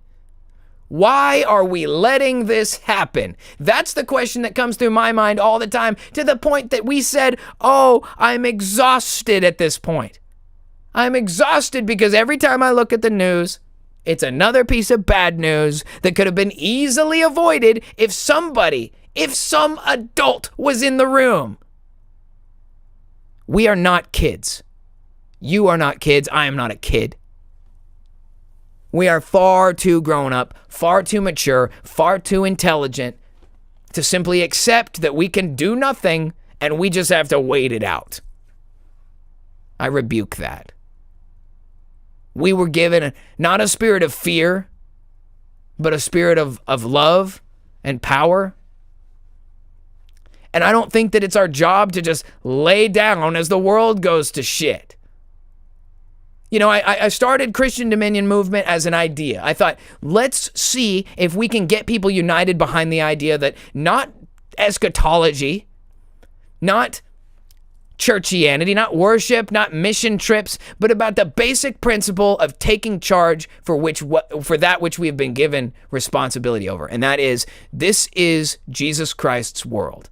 He is the King of Kings and the Lord of Lords, and that cannot be disputed. He is alive today. He is never going to die. He is never not going to be king. That is the truth right now today, and all real Christians know it. And so I ask myself, why are we letting this stuff happen? And the simple truth is that we're not doing anything to stop it. Now, I'm not calling for people to take up arms. I'm talking about, let's get organized. Everyone else is organized. The Republican Party knows how to trick all conservative people. The Democrat Party knows how to trick all left-leaning people. The church knows how to teach people things that aren't in the Bible. I watched a video the other day from that Fortis Institute. Really like that channel. Wretched/Fortis Institute. Todd Friel is his name. He did a show the other day about tithing. Tithing? I don't know if you know this, but it turns out that there is nothing biblical about giving 10% of your money to the church. I'm sure that's news for some of you, but the church teaches that. The church teaches people that they have to give 10% of what they make to the church. The country club building with pastors writing themselves a Range Rover salary. I don't adhere to that. That's not how I live. I need a distinction. I need other people in the world to look at me and ask me, well, what do you believe in? Something other than that. You know, there's all these churches where it's like the pastor is a rapist and they decide to handle it quietly. No! That guy deserves criminal charges. And when he gets there, we need a judge in the seat who will order the correct sentence. And we need a law on the books that will deliver the correct punishment. None of that's going to happen at the hands of a bunch of heathens who hate you and hate God. Like, are we going to keep trying? Just keep letting godless people in, let them decide to release an offender 14 times. Maybe if we release him 18 times, he'll rehabilitate and won't stab you to death. People are missing out. I've been kind of like not trying to use these things in the news and media as leverage. But when I see something like this happen, I don't care what you believe. Whether it was totally fake, whether it was the far left, or whether it was the illegal occupation state of Israel, there should not have been a dead political commentator. There should not be that kind of activity going on in our country. And it has zero to do with whether the law on the book says, well, you know, he's at a gun-free zone. He's at a freaking college, man. This is the oldest gun control argument in the book. Well, if he couldn't have a gun, that's so stupid. They said no guns and he just took one anyway. Whether it was a far leftist or a Mossad sniper, it doesn't matter. They don't care. So who is holding these people to account? No one.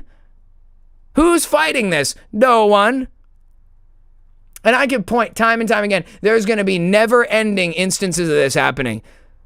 You know, there's a Kanye West song, it resonates with me. This song is from like 2006 or something.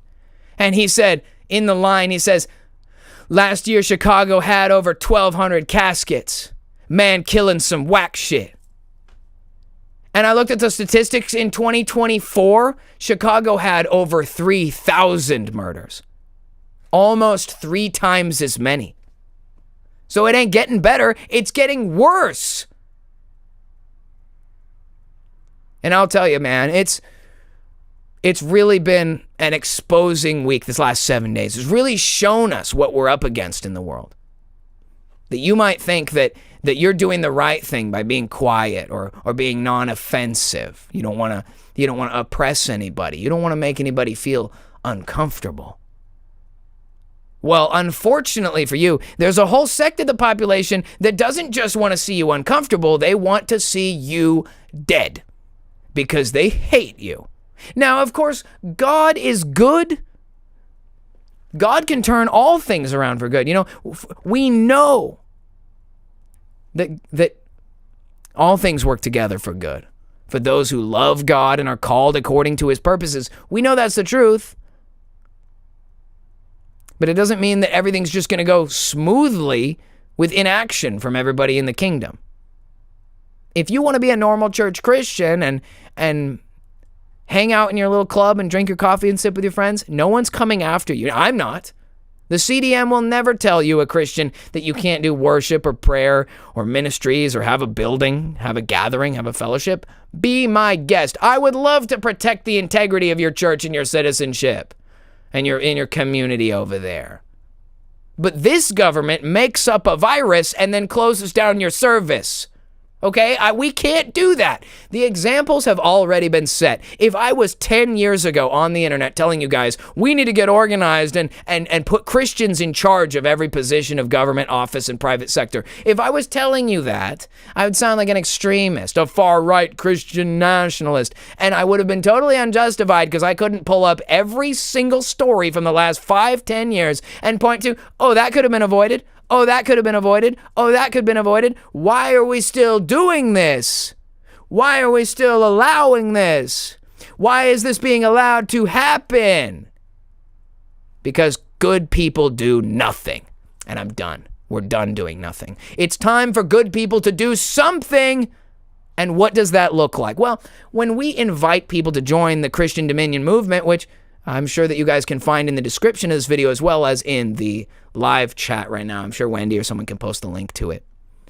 The Christian Dominion movement is about showing the world that there is a distinction between churchianity and real Christianity. It's about being that banner that tells the rest of the world, have faith. God's people are here. The kingdom is here in the hearts and minds of his people, and we will not abandon you. You're not children. You're not idiots. You're kingdom citizens. You're members of a kingdom that is not of this world. Your power is not derived from the wealth of these earthly kingdoms.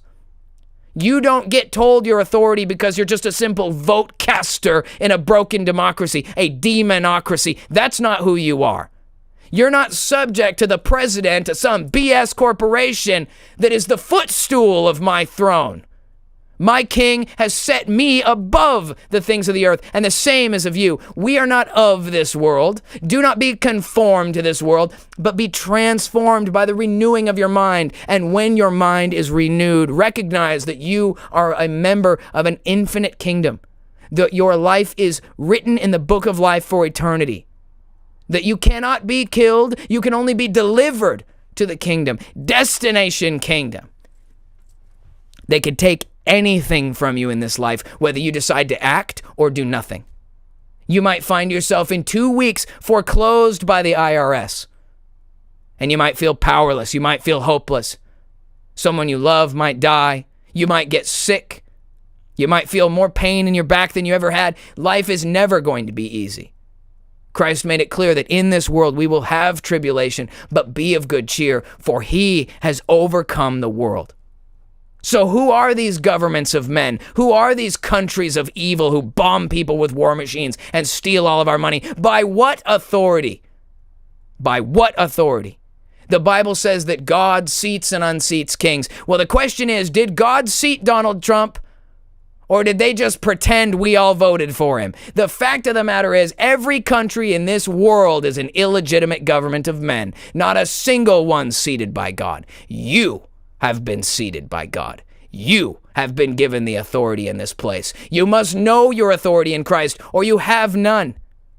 If you look to the world for authority, what do you get? A boss who signs your check. A landlord who takes it away from you. A government who takes it away from you. A war machine that kills with your paycheck. The blood is on your hands. Everywhere in this country, legislation exists for babies to die. The blood is on our hands. More dead babies than all men killed in all wars in history. It must come to an end. What the world needs is not another fake Republican Party, another BS coffee-sipping church ministry. What the world needs is a dominion movement. What the world needs is a recalibration of power, a rebalance of power. And you know what? All around the world, everywhere you can think of, 9 out of 10 Christians are asking the same questions. Why is this still happening? Why won't somebody do something? What can I do to help the people of this world? To save the starving children of Gaza, to prevent bullets from Israeli rifles going into the heads of children in Gaza, to prevent our money from being shipped overseas while kids starve and die in our country. Well, our country is ruled by millionaires and billionaires who have never lived like you, who are nothing like you. All illegitimate authority, demonocracy, the government of Satan. They were not seated by God. They were seated by themselves. They stand behind a podium that they constructed and tell you that they're king. Well, that is bullshit, and I'm over it. I can't make everybody believe in this. But as things continue to happen like this, Charlie Kirk assassinated, the girl stabbed on the train by a guy who just keeps getting released. The issue is not the criminal. Criminals are going to crime. We used to have rules and laws and systems for dealing with it, and now we just don't. Oh, he was unfit to be charged. There's only one court that's legit on earth anyway, and it's the white throne judgment. And if you have acted bad and you get brought to your court date, it's what you deserve. People need to stop thinking of the world in this material construct sense that all you have is your life here. What you have in life here is an opportunity to do the will of the Father. If people want to screw that up, that's their fault. There are ways to solve the problems in our world today. There are ways to itemize each section, to take on the challenges of our world through organization, through order, through strategy, through teamwork. The body comes together, and we all have strengths and weaknesses, and we complement each other. We become a force of good in the world, and I've seen it before. When a hurricane floods into the southeast of the country and the government doesn't seem to have the money, where did the FEMA budget go? It's normal men and women like you and me who are out there with their boat, with their pickup truck, rescuing people from their flooded houses, warming up food on the Coleman camp stove to feed a flooded neighborhood. The good men and women know to do the right thing when the time comes, when the calling comes on their lives. They know to step up. The time has come for us to step up. The calling is here. At no time in history, other than when Christ himself returned, has there ever been a greater calling on the Christian believer to stand up for their faith, for righteousness, for justice, and for truth. And it isn't just about making sure that our lives are good. It isn't even just about our children and our grandchildren and generations to come. It's about the people who are alive today, who do not have the Holy Spirit, who do not have the truth, who do not know him. And all day long, I see Christians talking about the importance of them knowing Jesus. You know how to introduce them to Jesus? Let them see his power in the world. Let them see that there's a different choice to make than red versus blue. Choose kingdom over democracy. Choose kingdom over idiocracy. Choose kingdom over failure, over death, over blood, over murder, over hatred. We've tried to give people an opportunity to let their belief systems stand in the world. We've tried to let people have the little country clubs and their little social groups and the little factions, anarcho, whatever. We've let it all fester because we thought it wasn't our job to tell people how to live. I think about this, like, if Jesus is king, then it absolutely is. As kings and priests of his kingdom, you're in charge. Who is more qualified to lead the people of earth than Christ's own people?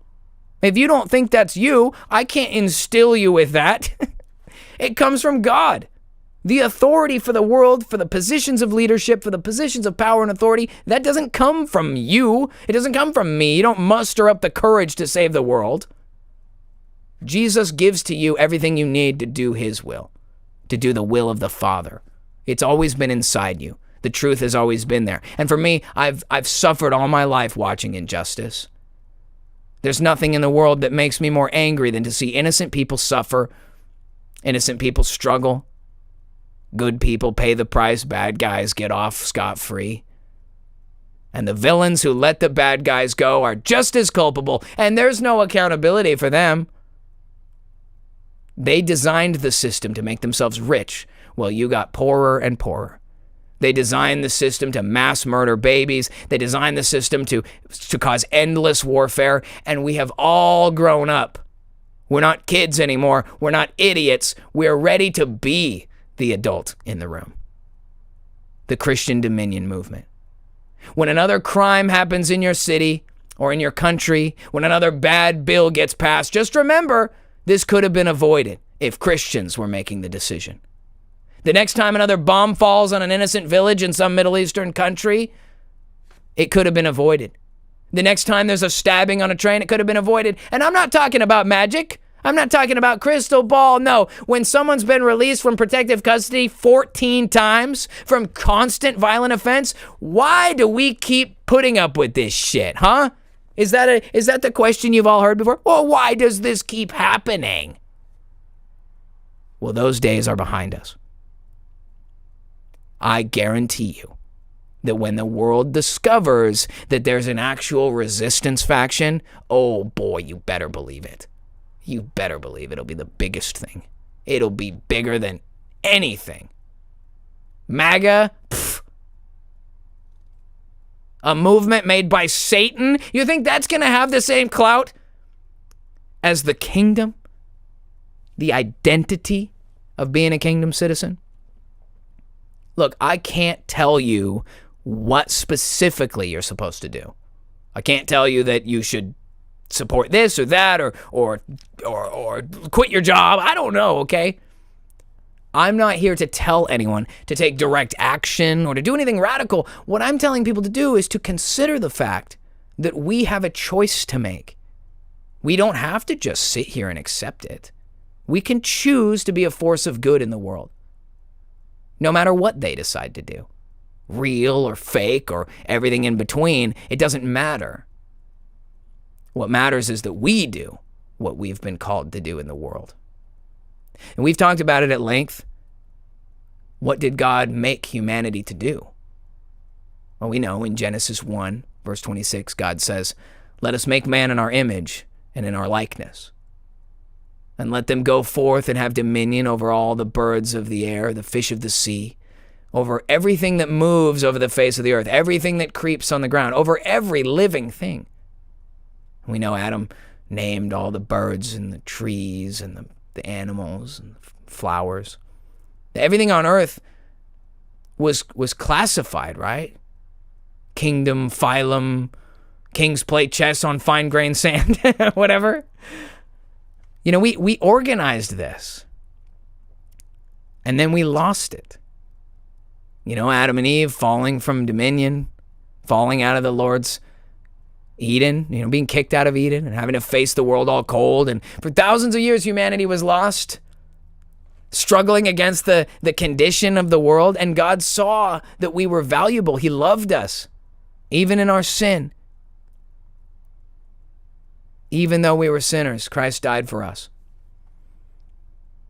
That has to count for something. That has to tell you you matter. You weren't meant to just toil until you die, watching the world slip through your fingers as you can do nothing to help the innocent people, the kids, the old people, the poor people. It's all crazy, man. It doesn't have to be this way. It doesn't. When have you ever seen anything like this before? When has there ever been an opportunity to join hands together and say enough is enough?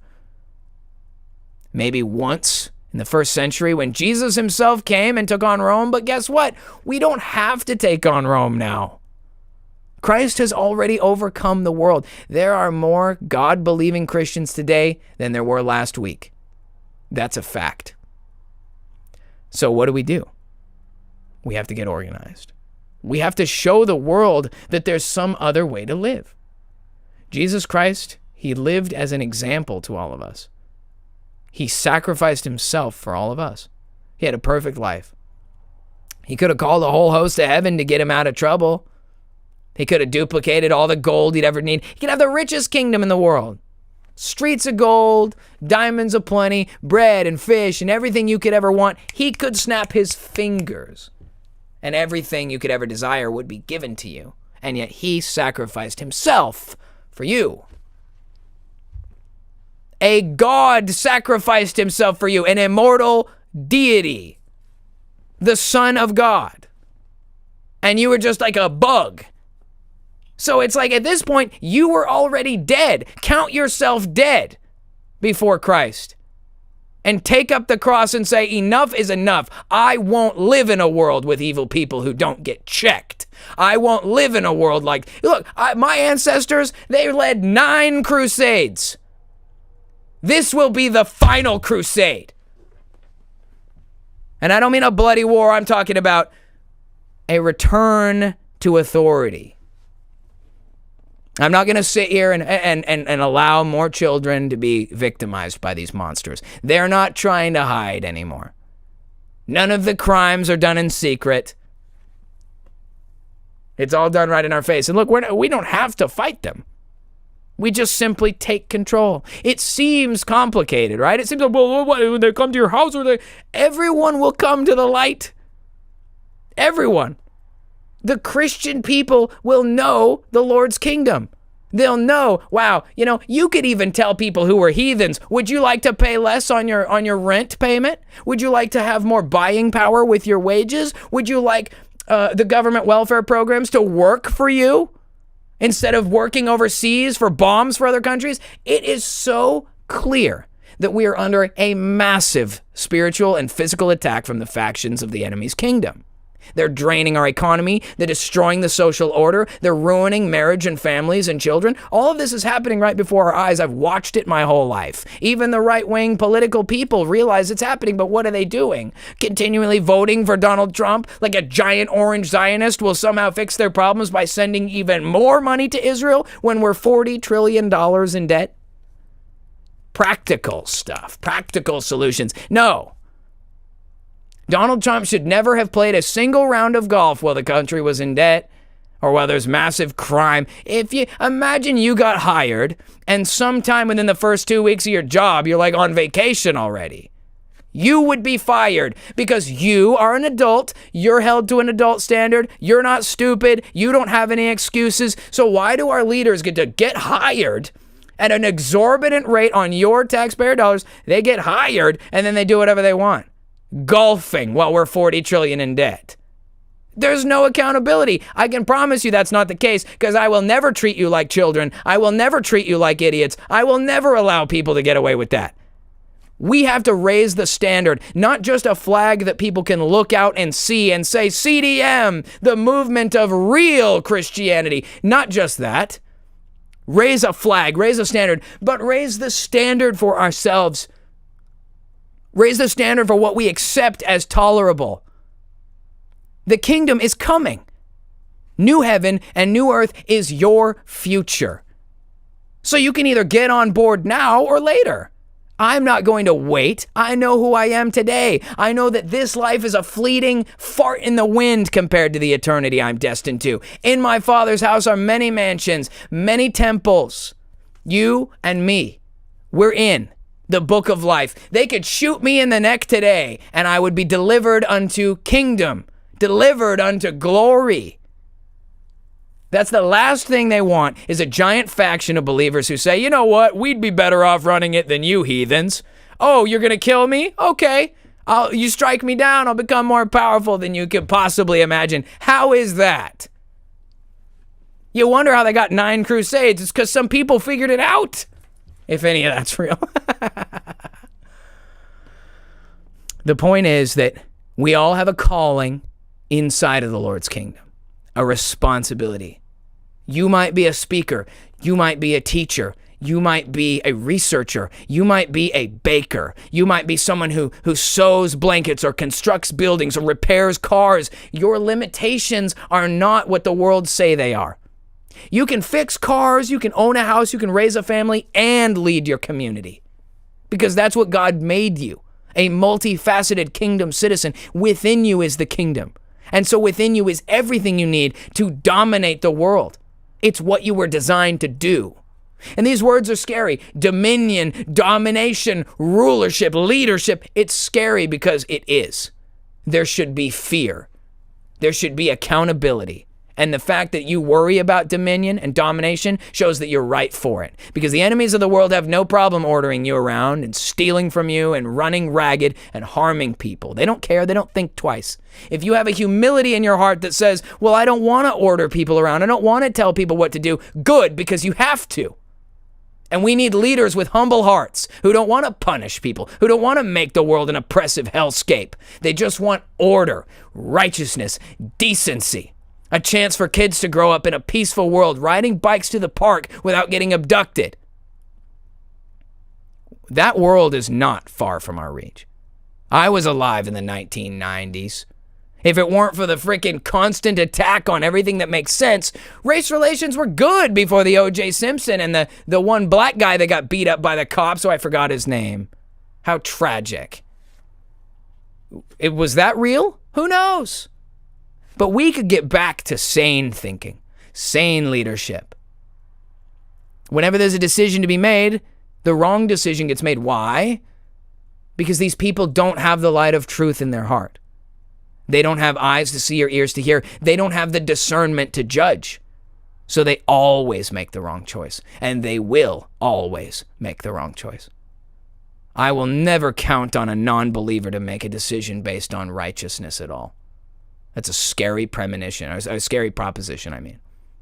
But we've been living it over the last many, many, many years. We've dealt with firsthand the result of heathens running the world.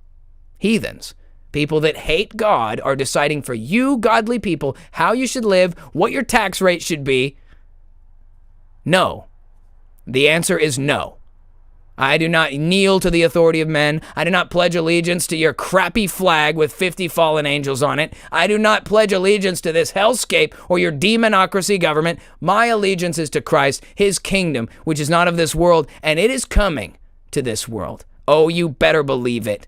The people of the world are not ready for what God is bringing to this earth. New heaven and new earth is a promise. God is making it new again. Now, let me ask you, do you expect God to snap his fingers, or do you expect him to ask his people to get to work? Pick which camp you want to be in. If you want to hang out and do country club, that's okay. I don't like it, but I'm not going to tell you you can't, because it's reverent. You love God? Good. But if people want to do this hateful, satanic, evil lifestyle, it's not going to be permissible in our culture, not in any nation. The entirety of the world belongs to Christ, the fullness thereof. All authority has been given unto him. All authority. So there's no anywhere where he's given authority to some warlord in Africa or some crappy pseudo-democracy in Europe or here. There is none, nowhere. None. Nada, zilch, nine.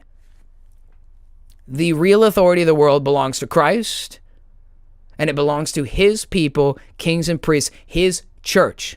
It says, for unto us a child is born.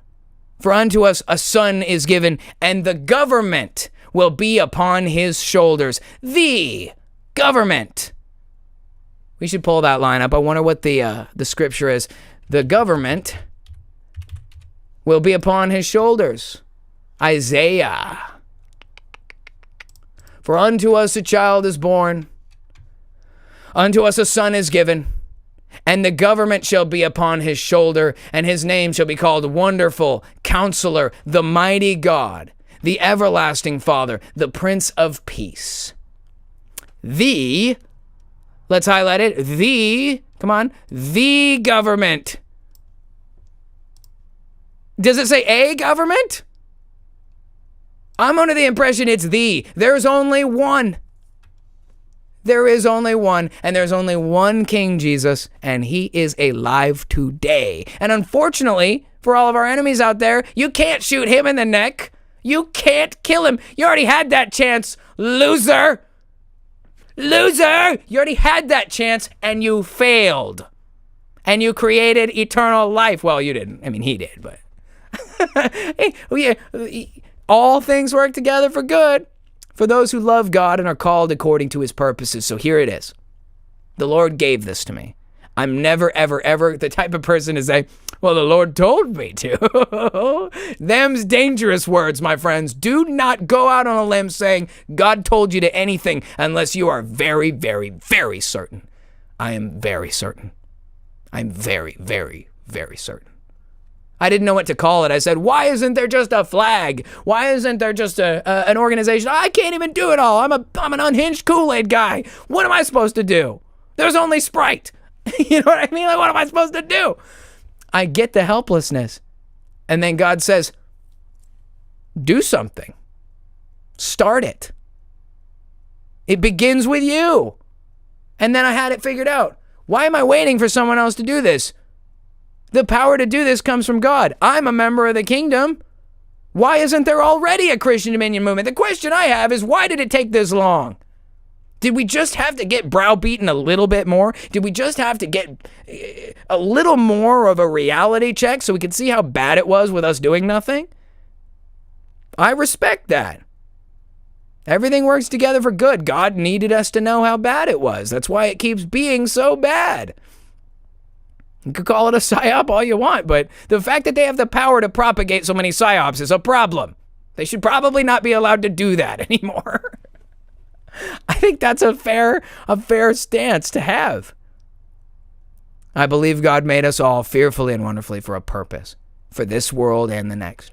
I believe ultimately that where we are headed as a group and as a totality, the entire human race is headed towards a new heaven and a new earth, destination kingdom. When I say kingdom or bust, I'm saying I ain't accepting anything short of that. I'm not going to have a half-assed democracy. I'm not going to accept a slightly lower tax rate. I'm not going to accept a slightly higher wage. I'm not going to accept that because my standards are higher than that. We are raising the standard. We're raising the standard for people to see it, and we're raising the standard for people to feel it. And when these heathens of the world find out that their lives are getting better at the behest of God's people who did not ask permission to do so, you know what they're going to say? Well, I can't be mad at them. They made my life better. Man, that Christian Dominion movement really did show those Epstein pedophiles what it means to mess with God. Oh, wow, they really did set everything straight and protected all those kids and ended abortion and sent all those maniacs to re-education camps. Because you know what? If someone's going to pull the lever, it ought to be a Christian. The lever's there, my friend. Someone's going to indoctrination camp. Who's it going to be, and what are they getting indoctrinated with? I'll tell you right now, I will indoctrinate children with Christ all day, and I'd never feel bad about it once. I will oppress people with the righteous might of God's righteous justice. I don't care if they don't like it. You will pay less money for your house. You will make more money for your job. You will have a better life. It is a promise, and you know why I can promise it? Because it isn't my promise. It comes from our King. And it's his name on the line, not mine. You can kill me and the kingdom remains. You can kill as many of us as you want and the kingdom remains. What matters is getting that truth out to the people of the world. Who are you? Why are you here? What did God make you to do? And what are you going to do to make it a reality? Again, everyone has a strength. Everyone has weaknesses. But together, we're an unstoppable force for truth and righteousness in the world. That's what the Christian Dominion movement will be. And when the masses of the world look at more and more problems, and they look to the failure of the Democrats and the failure of the Republicans, when they look at the failure of the church or the failure of the other religions, and they look and they say, what are we supposed to do? Where are we supposed to turn? The people will look and they will see the Christian Dominion movement. We're not asking permission to make the world a better place. The truth must not just be declared, it must be imposed. Period. This is the last crusade. And it's going to be crazy. God is delivering a new heaven and a new earth, and you will help to construct it. That is my belief. And that is what I am dedicating my life to. His kingdom, which is not of this earth, but it is his will for it to be here. Our Father, who art in heaven, hallowed be thy name. Thy kingdom come. Thy will be done on, or in, I guess, earth, just as it is in heaven. Give us this day our daily bread, and deliver us from the evil one. The Lord's Prayer tells us that we should prioritize God's will for the world. What is God's will for the world? His kingdom on earth, just as it is in heaven. So I say we don't get an excuse to do anything until his kingdom's on earth just as it is in heaven. And look, do you think we're going to succeed in that? No, but I don't care. I will fight until my last breath, and when I get to the kingdom, whether it's here or there, the Lord will say, well done, my good and faithful servant. You did your absolute best. You didn't turn a blind eye to the difficulties of the challenge. You didn't shy away with a spirit of fear, but instead a spirit of power and authority and of love is what drove you. That's the true Christian identity. Having the courage to do what's right when nobody else will. Having the courage to be the villain in the eyes of the enemy. You know, the Talmud says that Jesus Christ boils in hell in a lake of shit. You know that? They say that in their holy book, The Enemies of Humanity. They say that about Jesus. So, I'm not really concerned about what they think about being oppressed by a righteous force. I don't care. Take it up with the Department of Kingdom Complaint. I do not care. The people of the world, the poor people, the sick people, the children, the orphans, the elderly, all these people who don't have like 31-year-old man power, you know, who's going to protect them from these heathens? Oh, I'll fight them. Antifa can battle me. If they kill me, I win. If they get defeated, I win. You know what I mean? I can't lose, but I'm not going to sit by and watch this stuff happen anymore. I ain't going to have more stabbings on the train. And don't even tell me that's not real. I don't even care if that's not real. I saw somebody get stabbed to death on the MAX train in Portland when I was like 17. 3,000 caskets in Chicago last year. 3,000. Chicago only. And just imagine how many unborn babies they kill every year. If I had to say, if there was a giant mass grave full of unborn babies and next to it was an empty grave where the perpetrators should be, I don't care if it's the same size grave. Good guys out of the hole, bad guys in the hole, okay? That's not rocket science. Okay? And you do the bad guys in the hole once, next year there's no babies in the hole. Oh, hooray! How hard was that to do? I'm past it. If you want to be a nice churchy person, go be a nice churchy person. This is an evil, evil faction, and they need to be met with proper response.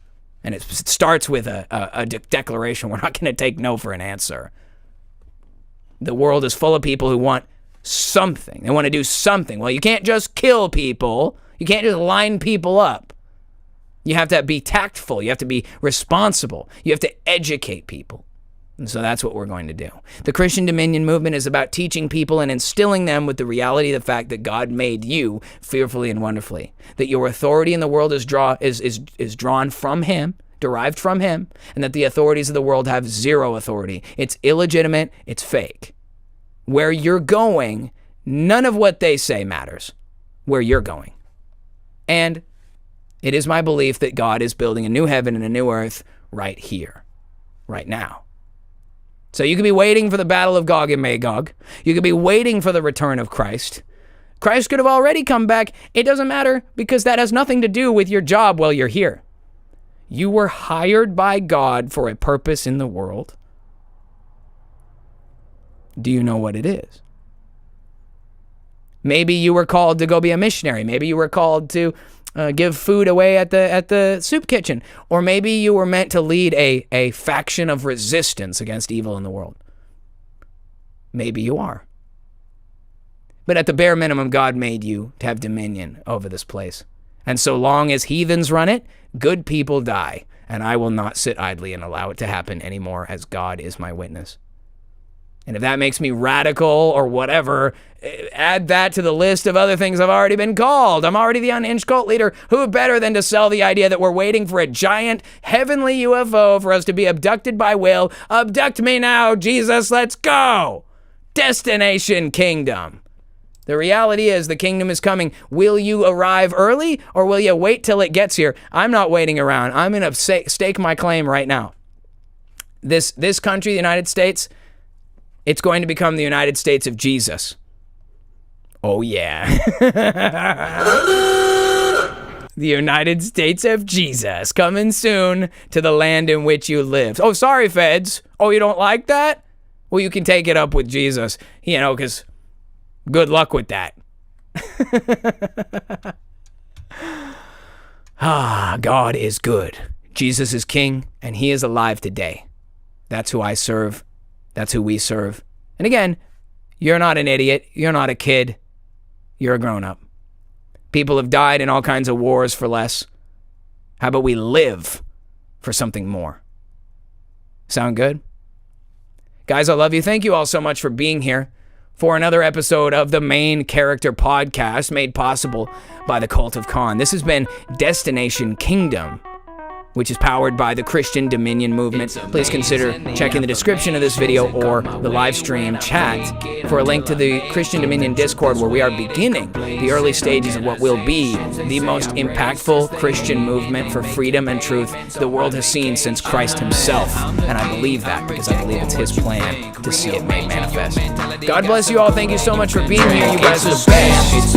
And I will see you all on Sunday for the Sunday service. Y'all, I love you all. Be safe out there. The truth should not just be declared, it should be imposed.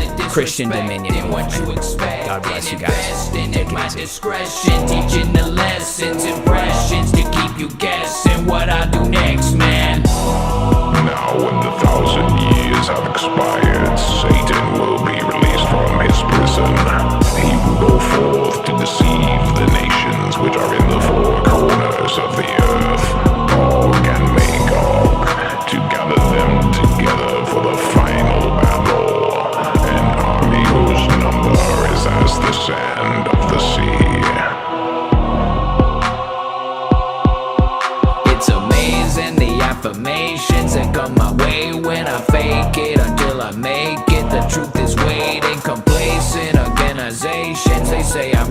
reckless, they hate and they making payments on my vacation. I'm the man, I'm the king, I'm rejecting what you think. Rearranging your mentality, got some Kool-Aid you can drink. It's a scam, it's a plan, it's a con, and I'm your man. You know I tell it like it is, I hold the secrets in my hands. Reflection and introspection is my profession. I'm recklessly disrespected.